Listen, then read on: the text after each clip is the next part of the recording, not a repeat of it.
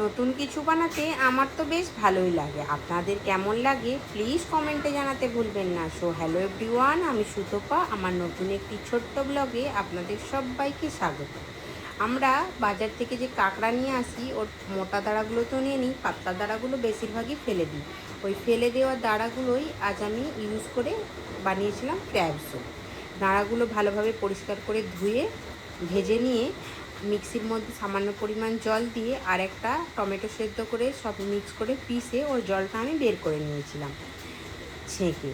এরপর আমি কড়াইতে দিয়ে দিলাম তেল, তেলের মধ্যে দিয়ে দিলাম আদা, রসুন, কাঁচা লঙ্কা থেতো করে। ওগুলো একটু ভাজা হয়ে গেলে ওর মধ্যে আমি দিয়েছিলাম গাজর কুচি, বিনস কুচি আর কাঁচা লঙ্কা, ক্যাপসিকাম, পেঁয়াজ, ওগুলো দিয়ে অল্প একটু নুন দিয়ে ভালোভাবে নেড়ে ছেড়ে ভেজে নিয়েছিলাম। আর সাথে অ্যাড করেছিলাম বাঁধাকপি কুচি, সুইট কর্ন আর অল্প পরিমাণ মটরশুঁটি। এগুলো দিয়ে ভালোভাবে নেড়ে ছেড়ে ভেজে নিয়েছিলাম। আর বেশিরভাগ আপনারা কি করবেন, যখন চাইনিজ কিছু আইটেম বানাবেন গ্যাসের ফ্লেমটা হাই রাখবেন, তাহলে টেস্টটা খুব সুন্দর আসে। এর মধ্যে আমি অ্যাড করে দিলাম ওই ছেঁকে রাখা জলটা।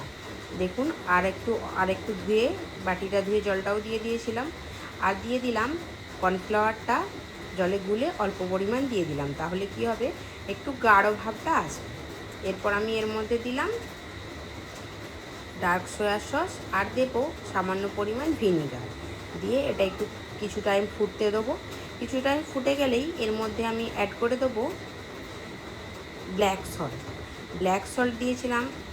এমনিতে সাদা নুন দিয়েছিলাম আর ব্ল্যাক সল্টটা দিলে টেস্টটা আরও একটু ইমপ্রুভ হবে। এরপর আমি দিয়ে দিয়েছিলাম ব্ল্যাক পেপার আর উপর থেকে দিয়ে দেবো ধনে পাতা কুচি দিয়ে অল্প কিছুক্ষণ টাইম ফুটে গেলেই রেডি আমার ক্র্যাব স্যুপ।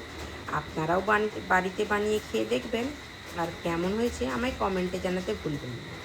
তো এখন এইভাবেই আমার রেডি হয়ে গেল ক্র্যাব স্যুপ। দেখুন আমি স্যুপটা এইভাবে বাটিতে সার্ভ করে দিচ্ছি, আপনারাও বানাবেন। আর ভিডিওটি কেমন লাগলো কমেন্টে জানাতে ভুলবেন না। এখন তবে আসি, দেখা হচ্ছে পরের ভিডিওতে। বাই বাই, সবাই ভালো থাকবেন, সুস্থ থাকবেন।